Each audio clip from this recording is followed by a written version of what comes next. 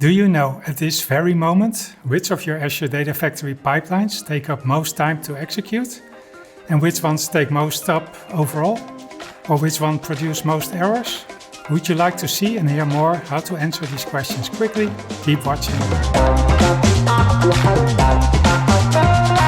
This is the default Azure Data Factory portal. And as you can see, status is all green, everything succeeded, durations look fine. But if we would like to watch under the hood what is really happening, and we switch to the FullData dashboard, we start with which pipelines were actually the longest running ones. There we see this one that run for in total 170 hours.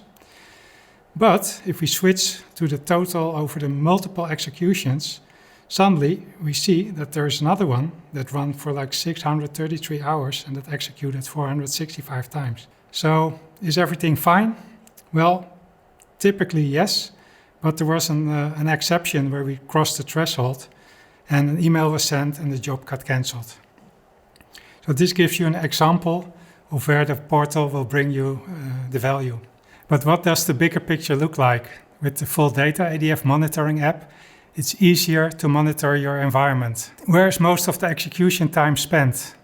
Well, pipelines tend to process more and more data over time. We track the full execution history to improve the overall quality and run your ETL more efficient.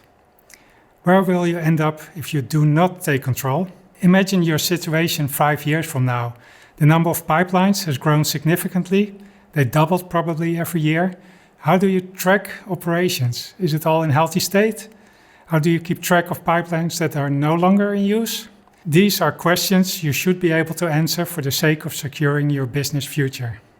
With the FullData app, it will be much simpler to stay in control. Would you like to hear more? Contact us at info@fulldata.nl.